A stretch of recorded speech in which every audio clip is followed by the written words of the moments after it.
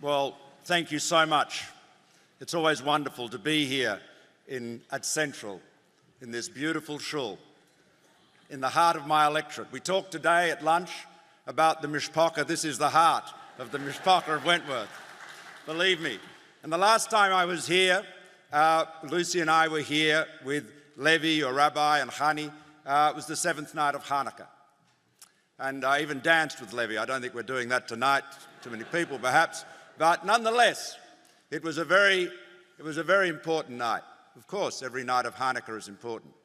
But I came here to the shul with a message of absolute solidarity with the state of Israel.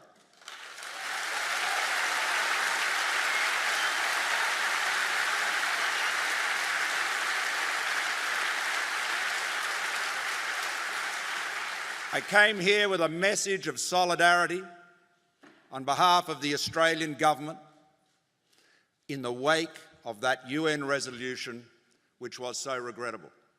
A resolution we would never support.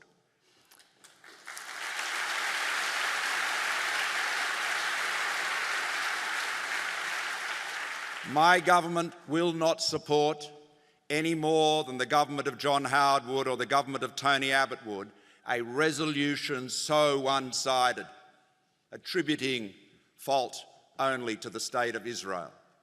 That has no contribution to make to the peace process. It was an unfortunate resolution. We regret it, and we disassociated ourselves from it in our public statements and here, right here in this shul.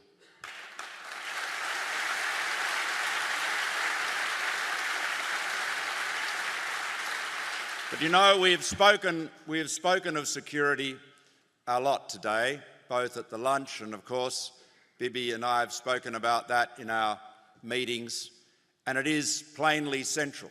The first duty, as I said at our press conference, the first duty of every government, of every Prime Minister, every President, is the safety of the people of the nation they lead. And so the fundamental requirement of what we hope will be a negotiated outcome between Israel and the Palestinians, a two-state solution negotiated between the parties. But the fundamental condition, the foundation of that must be the safety, the security of the state of Israel and its people.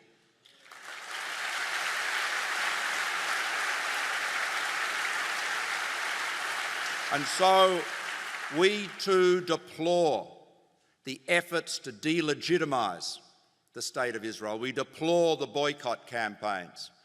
We stand with Israel. We are a committed and a consistent friend. We have been so from the beginning, and we will always be so.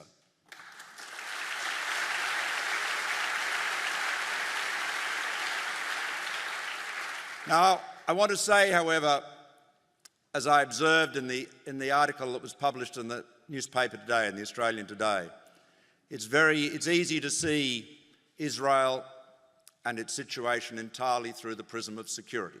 That's inevitable, I suppose, given the existential threat that Israel faces,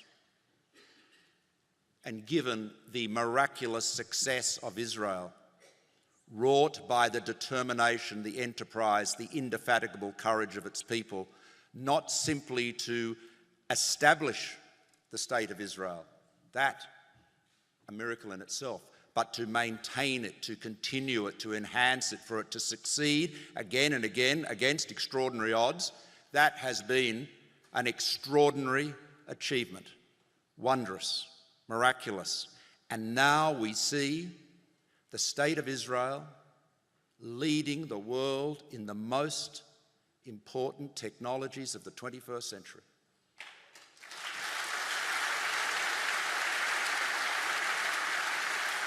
Surrounded by foes. I said today at the lunch, which I know many of you have been at, we're at earlier today in the city, I said that, you know, if plagiarism is the sincerest form of flattery, and I think it must be, then Israel should be sincerely flattered, because so many countries, including our own, seek to capture some of that extraordinary, innovative chutzpah which enables Israelis in a nation, just until the recent discovery of gas, I might add, but until then, absolutely devoid of natural resources other than the brilliance and the enterprise of its people, to enable Israel to develop that culture of innovation, to lead in technology, to recognise, as Bibi said today, that once a nation has achieved that middle income status, to get from there to greater success and greater heights, you need to be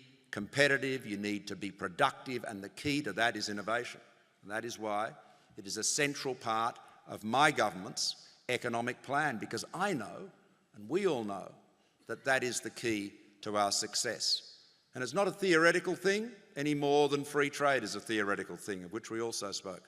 All of those open markets, innovation, productivity, competitiveness, all of that enables us to deliver the greater and greater opportunities for our children and grandchildren in the years ahead.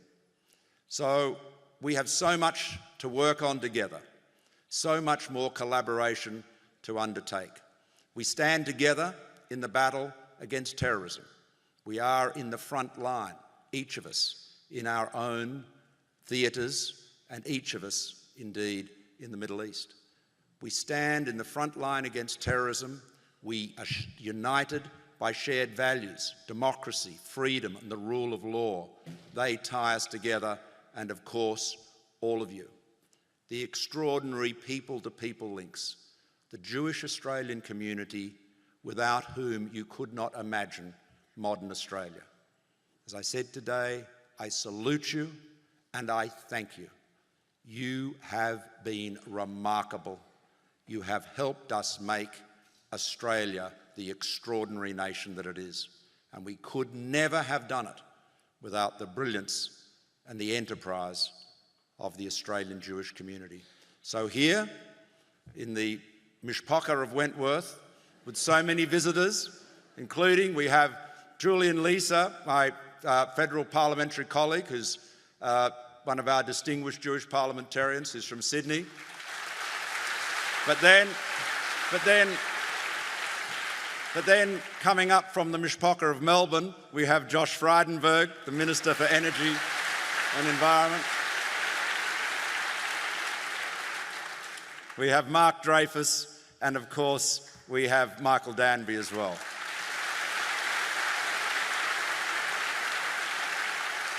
And I see Richard Miles has joined us as well, also from Melbourne, so that is good. And we have our remarkable, talented Premier Gladys Berejiklian. So we're all here to hear from you, Bibi, Prime Minister. It's been a very productive day. We have more discussions to go over the next few days, but we have a lot of work to do together. Mark Liebler asked a question at the lunch about how important were people-to-people links in collaboration on technology, in innovation, and the truth is they are absolutely critical. There's no substitute for it, and that's why this visit is so important. It has taken 70 years. Mark has been uncharacteristically patient. He had. So, but he may not be, he certainly won't wait another 70 years. So I think we'll have to increase the tempo of visits. But we will be there in Beersheba in October and we'll be there. And I might say,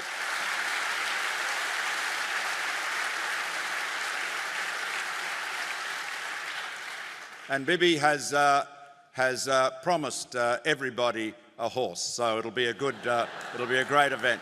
Thank you very much indeed, Levi. It's always wonderful to be here. Honey, it's wonderful to be here in this beautiful shul. Thank you so much. Here in the heart of our community, in the heart of my community, I feel very much at home. This is very Hamisher. Thank you.